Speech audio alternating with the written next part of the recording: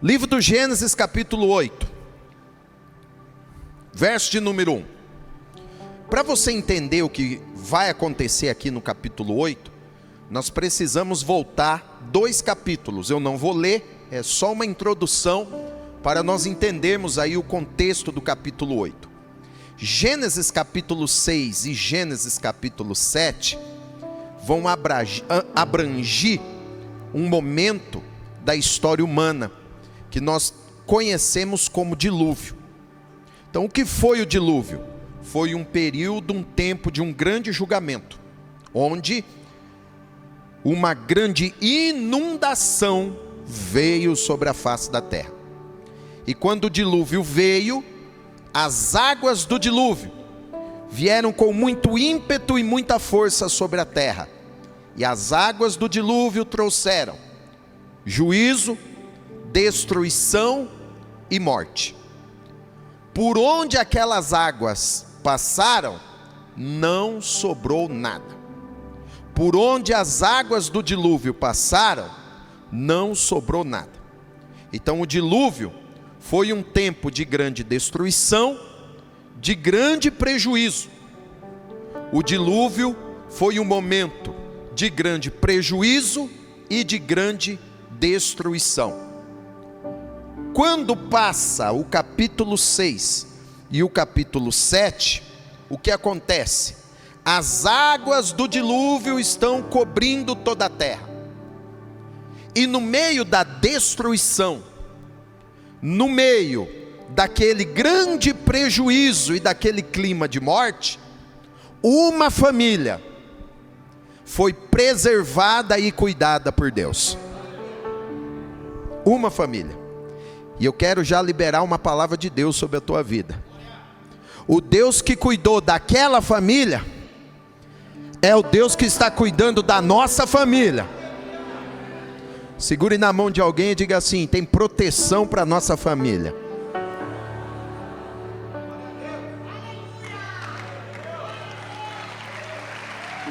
Aleluia.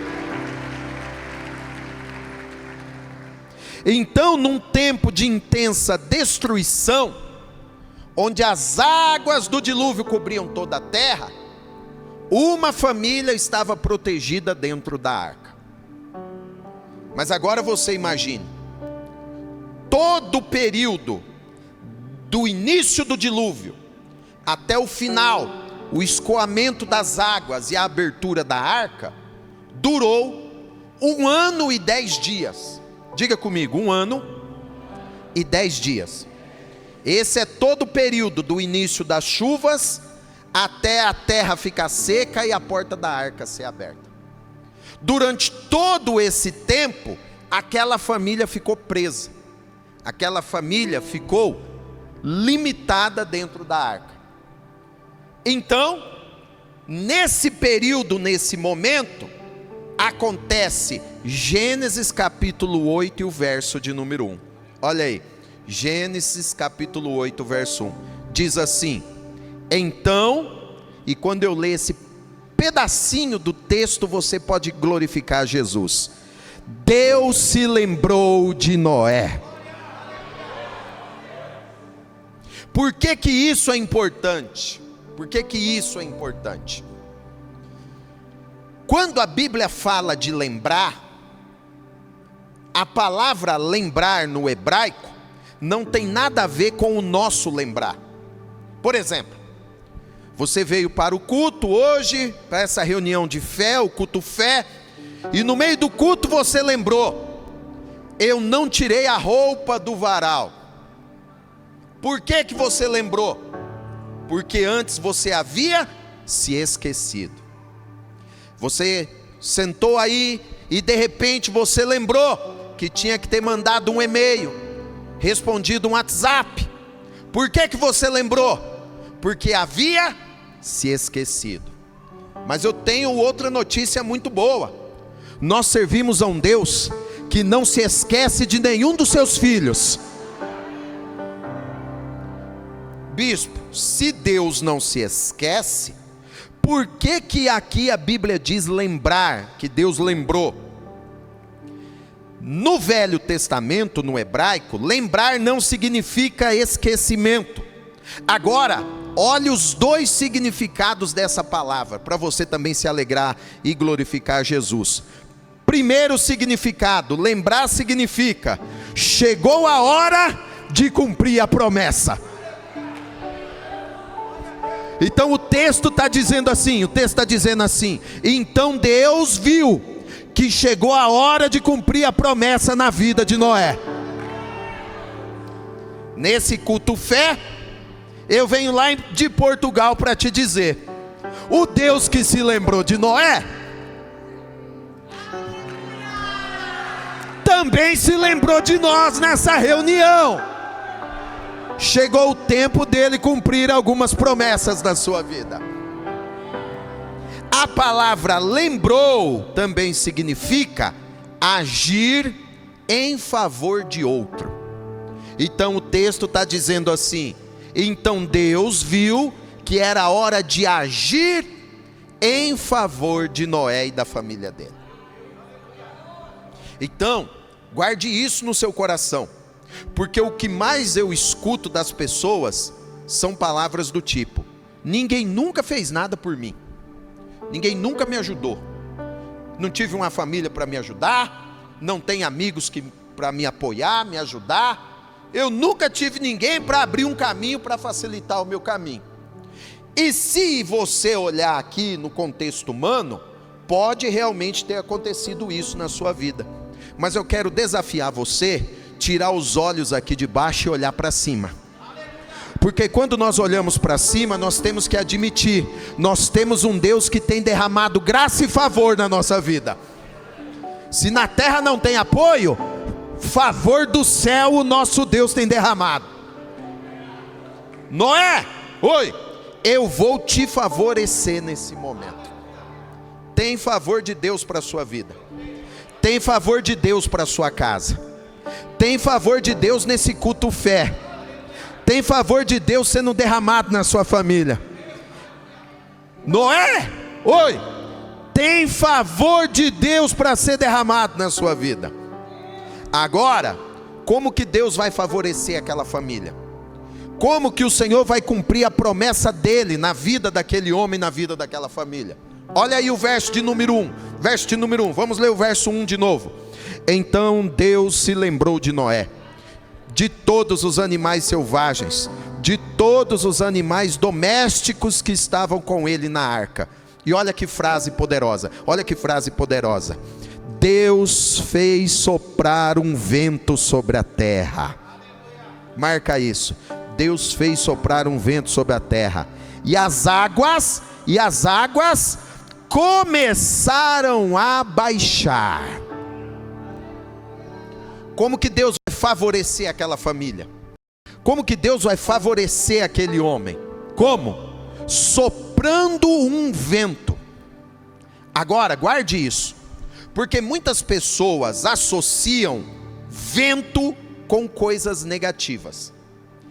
Existem até pessoas que dizem assim: você encontra alguém, e aí, como você está? E alguém fala assim: estou enfrentando um vento. Não é? Porque muitos associam vento ao contexto negativo. Mas eu quero te mostrar algo maravilhoso que a Bíblia nos relata. Vento também é benéfico, vento também é positivo. Porque o vento que vem de Deus não é vento de destruição, é vento de livramento.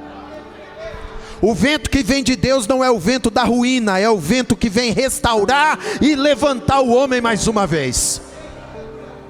Quando o primeiro homem foi criado, ele era um bonequinho de barro sem vida. Então, o que a Bíblia diz? O Pai sopra nas narinas daquele bonequinho sem vida, e o sopro do eterno, o sopro do Deus vivo, o sopro do Pai traz vida para aquele bonequinho de barro. E agora ele tem consciência de quem ele é e de quem Deus é. Eu tenho uma boa notícia: o Deus que soprou para Noé está enviando um sopro de vida na direção da sua vida. Aleluia! Uma palavra profética: tua família não vai morrer porque tem sopro de vida. Os negócios não morrerão porque tem um sopro de vida. Aleluia. Tua fé e teu ministério não morrerão nem se apagarão, porque o Eterno está soprando. Quem crê levanta a mão e dá glória. Toque em alguém e diga assim: o Pai está soprando. Sopro de Deus é sopro de vida. Se tem doenças no seu corpo, receba o sopro de vida, o sopro de saúde. Se você foi desenganado, recebeu uma sentença de morte. Se alguém da tua casa recebeu até quantos dias, semanas e meses de vida, eu venho lá de Portugal para dizer: o fôlego de vida está sendo soprado hoje nessa casa. Estenda a mão direita e esquerda e diga: receba vida. Então Deus sopra, e quando Deus sopra, as águas começam a baixar. As águas começam a baixar. Então, olha que coisa interessante. Estou seguindo. Fecharam-se as fontes do abismo, verso 2, e as comportas do céu, e a chuva se deteve. Olha o verso 3. As águas iam escoando continuamente. Diga comigo: escoando. Diga: escoando. Olha o gerúndio: escoando, escoando, escoando, escoando. Sabe por quê? Tem coisa na nossa vida que nós oramos e resolve agora, aqui na nossa frente. Tem coisa que nós oramos e resolve assim, ó, no estralar de dedos. Agora tem coisa que nós oramos e não acontece no estralar de dedos. Tem coisa que nós oramos e Deus começa a resolver, escoando, escoando, escoando, escoando. Então eu venho dizer para você: não desanime, porque se você já está algumas quartas de fé, de culto fé, talvez o teu problema não resolveu por inteiro, mas a cada dia, a cada quarta, a cada semana vai escoando, escoando, escoando, escoando. E se eu fosse você, eu ficava perseverando, porque cada dia que você persevera, vai escoando, escoando, escoando. Segure na mão de alguém e diga assim: não desanime. Diga para ele: a água está escoando.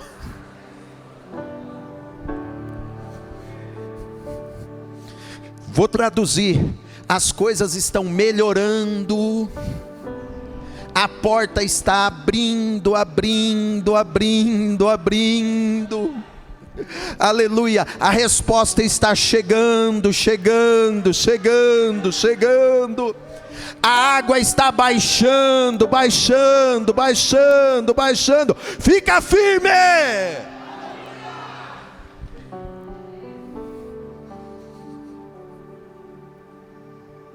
5.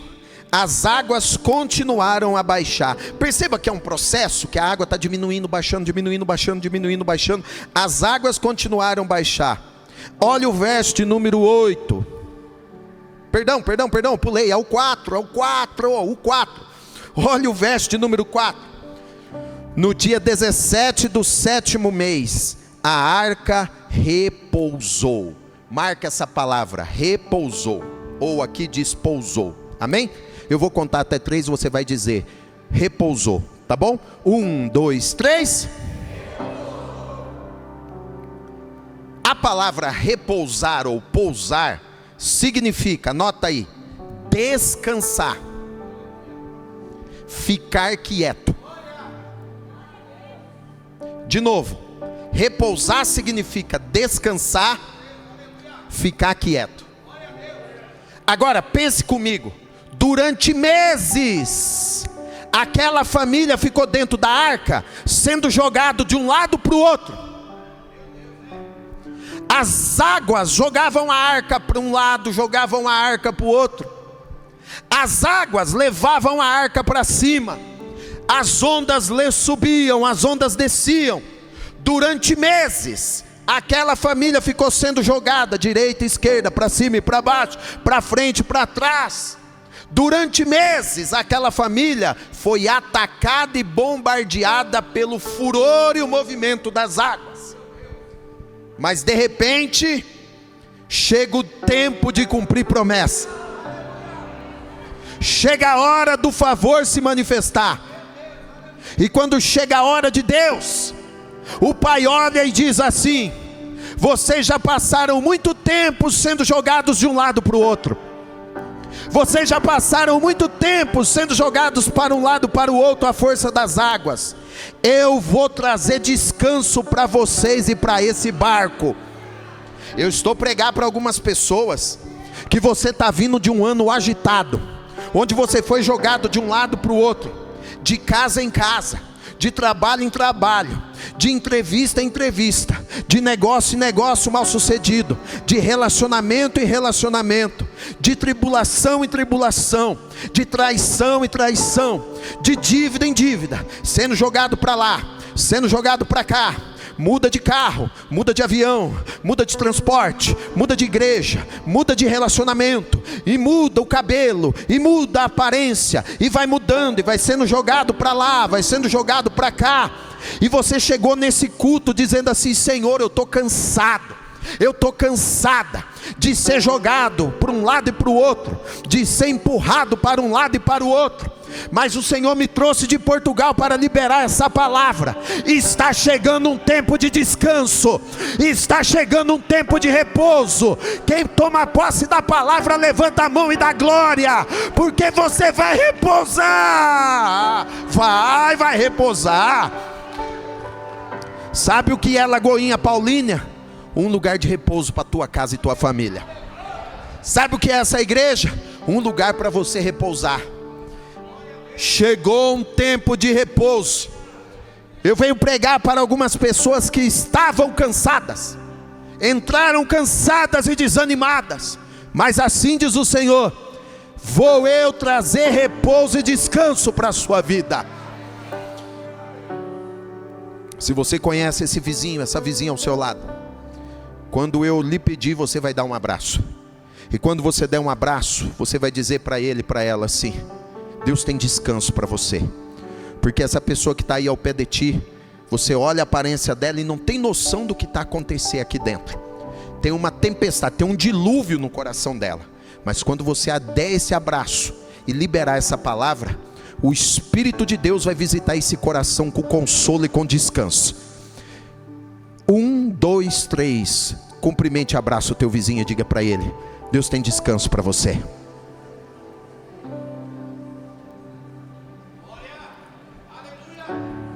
Vê se tem alguém atrás de ti, cumprimenta essa pessoa. Vê se tem alguém aí do teu lado e diga: tem descanso.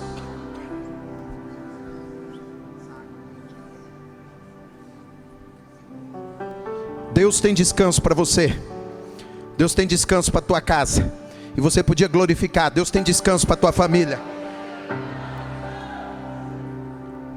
Levanta a mão e diga: eu vou descansar. Existem maridos cansados, esposas cansadas, existem famílias cansadas.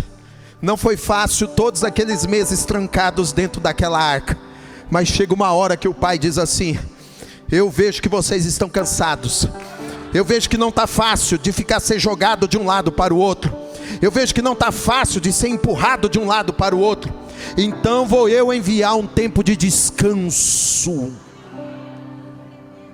Esse fim de ano será um fim de ano diferente, um tempo de descanso. E quando chega o descanso, olha o que vai acontecer agora. Olha o que vai acontecer agora. Eu estou correndo, hein, gente? Verso de número 16. Olha o verso de número 16. Então disse Deus a Noé: saia da arca, você, sua mulher, os seus filhos e a mulher dos seus filhos. Saia. Marca essa palavra. Olha o verso de número 18. Olha o 18. Olha o 18, que maravilha. O 18 começa assim, ó: saiu. Saiu. Vou contar até 3 e você diga: saiu, tá? 1, 2, 3. A palavra saiu ou sair significa ir para fora. Olha esse significado. A palavra saiu ou sair significa avançar. Vamos lá, de novo, Lagoinha Paulínia, vamos lá, eu sei que vocês estão comigo. A palavra sair significa avançar. Depois de meses trancados dentro da arca, depois de meses trancados dentro do barco, chega uma hora que o pai diz assim: chegou o momento. Momento do quê? Chegou o momento de avançar. Meses, 1 ano e 10 dias, limitado pelas paredes da arca. 1 ano e 10 dias, limitados pela embarcação. Mas depois de 1 ano e 10 dias, no aperto, no limite, limitado, chega a hora que o Deus Todo-Poderoso diz assim: Noé, pega a tua família, porque depois desse aperto, chegou a hora de avançar. E eu estou pregando aqui para algumas pessoas que estão vindo do aperto, mas a boa notícia, a porta da arca já está aberta.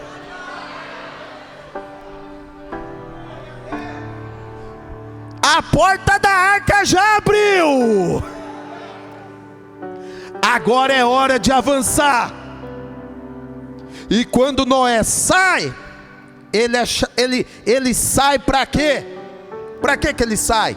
Diga, ele sai para quê, bispo? Ele sai para reconstruir. Ele sai para reconstruir e restaurar o mundo que havia sido arruinado pelo dilúvio.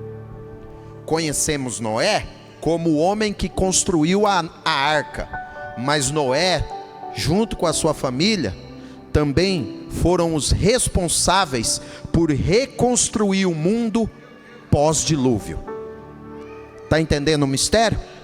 As águas do dilúvio passaram aí e levaram algumas coisas.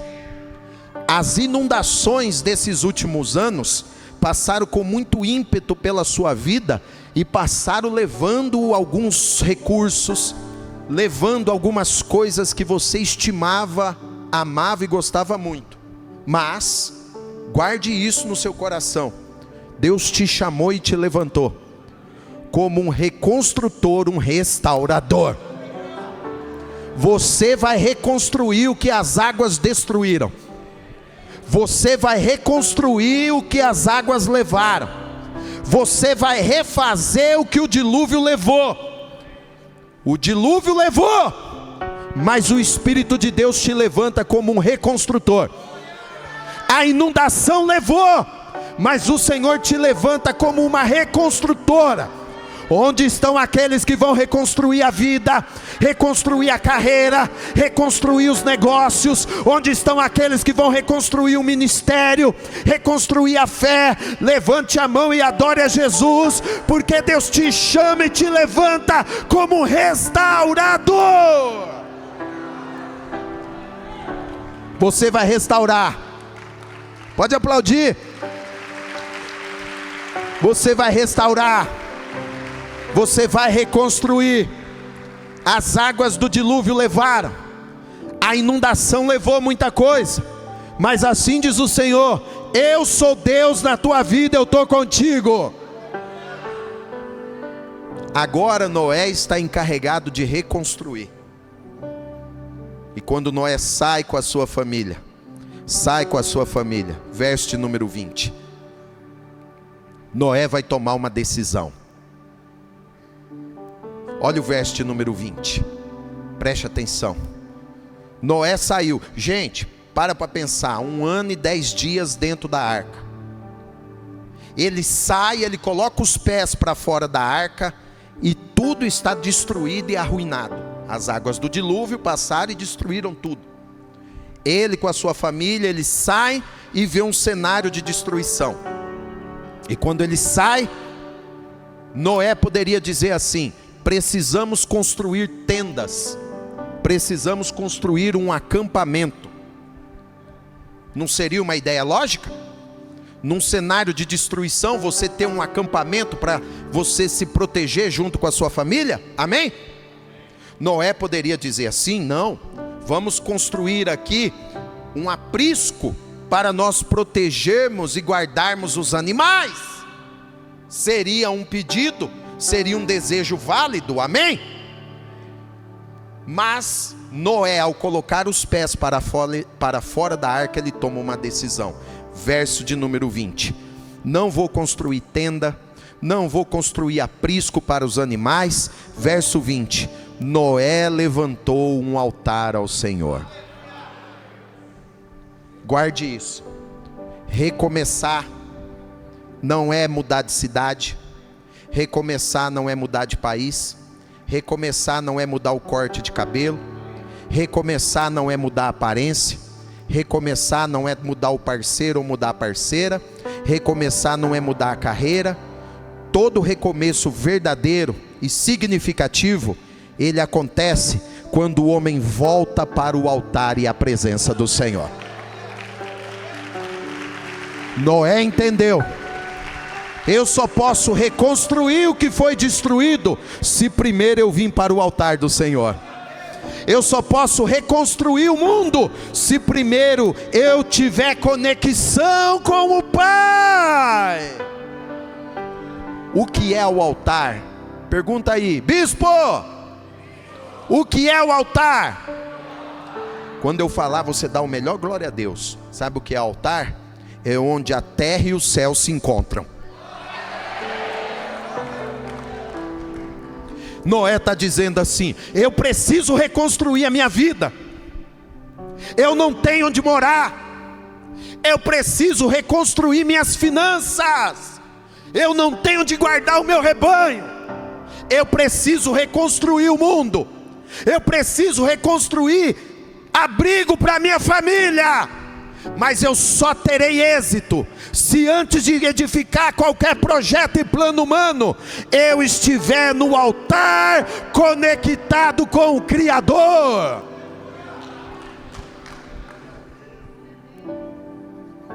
Noé edificou um altar ao Senhor.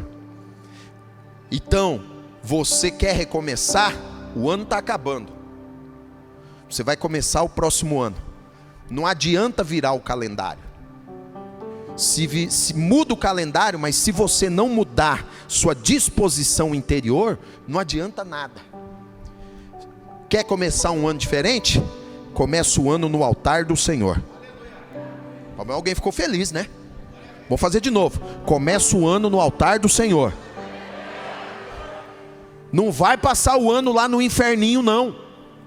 Vai ter noite da virada aqui? Então você vem passar aqui nas portas do céu. Toque alguém e fala assim: meu irmão, vem passar o ano nas portas do céu. Vende aquele ingresso lá, daquele inferninho, não vai para lá não. Vem começar no altar do Senhor aqui. Então Noé, ele levanta um altar. Sabe por quê? Sabe por quê? Sabe por quê? Já estou terminando. Olha que coisa maravilhosa. Jesus ensinou na oração do Pai Nosso que nós devemos orar para quê? Venha o teu reino, seja feita a sua vontade. Onde que tem que ser? Onde? Ó, o altar aqui na terra. Ele levanta o altar, tomando animais puros, aves puras, ofereceu o holocausto sobre o altar. O holocausto é a oferta queimada. Ele coloca fogo, e aquela oferta queimada consome tudo que estava no altar. 21. O Senhor aspirou o aroma agradável e disse consigo mesmo. Gente, o que é dizer consigo mesmo? É quando você está falando no seu coração. Sabe quando você está falando no seu coração? Olha como o altar é poderoso. O altar de Noé vai revelar o que Deus tinha no coração. Ah, não. Deus disse a si mesmo. Por causa do altar, Noé vai conhecer o que Deus tinha no coração.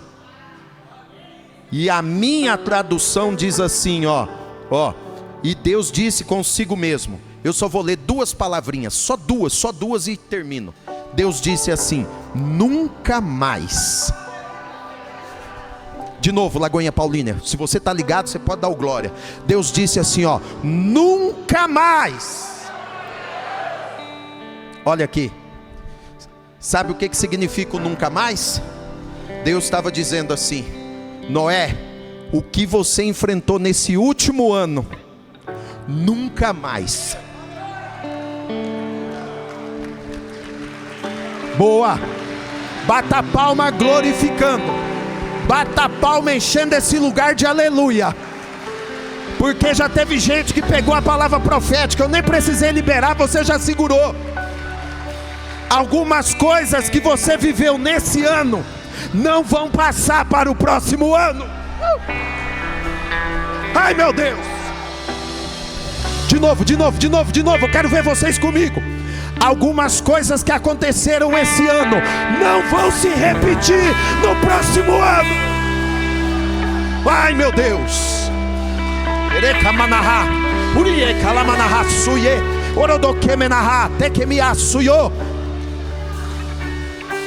Alguns problemas não vão virar o calendário.